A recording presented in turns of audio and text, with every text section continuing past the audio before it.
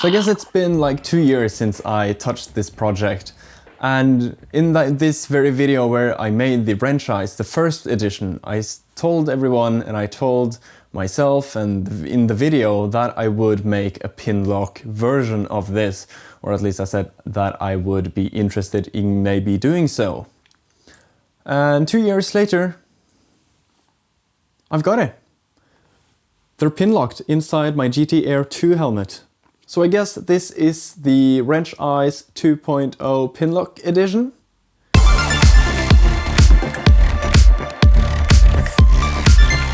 So this video is actually more a proof of concept than an actual how-to, because the process is so similar to my first video. I have that video where I have a more thorough breakdown of how it's done. Now, I cannot stress this enough.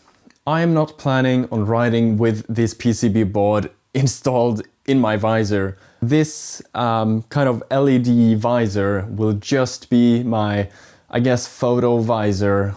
I will absolutely and do not recommend riding with these on the road.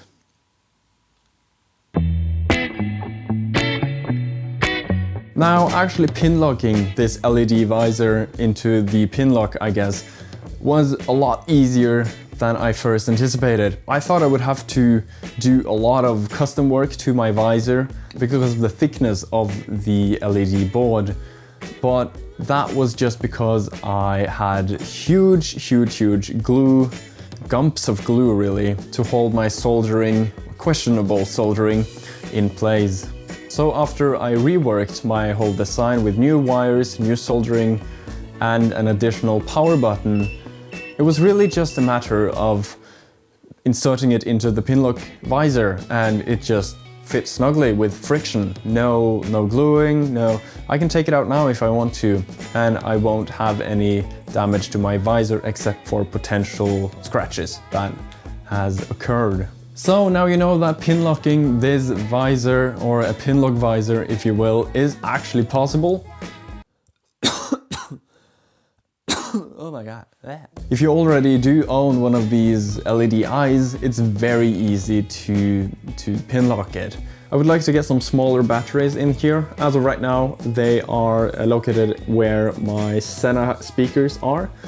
It works. It's not quite as comfortable as I would have wanted it, but then again, I'm not riding with them, so it's fine, but it's not perfect.